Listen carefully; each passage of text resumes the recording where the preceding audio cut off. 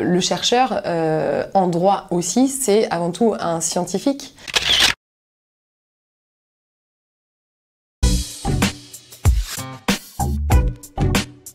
J'ai démontré dans mon article que le processus qui était mené par l'accord de Nouméa, le processus d'émancipation avec les différents dispositifs, rééquilibrage, transfert de compétences, organisation bien sûr des 3 référendums, ce processus est bien arrivé à son terme, mais en revanche, l'accord de Nouméa continue à produire des effets juridiques. Toutes les structures institutionnelles existantes restent en place jusqu'à ce que ce statut soit remplacé par une nouvelle norme, un nouveau statut qui viendra donc y mettre fin.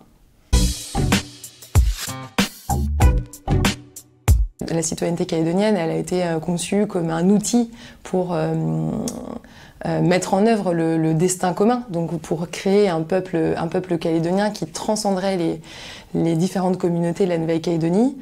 25 ans plus tard, le bilan est assez mitigé.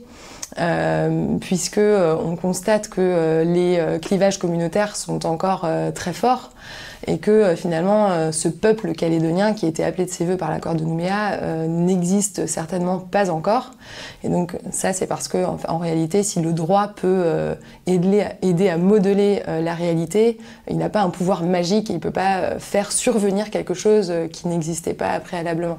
Ces questions sont très sensibles, très politiques, puisque le droit constitutionnel, c'est un droit par nature politique, un droit du pouvoir politique.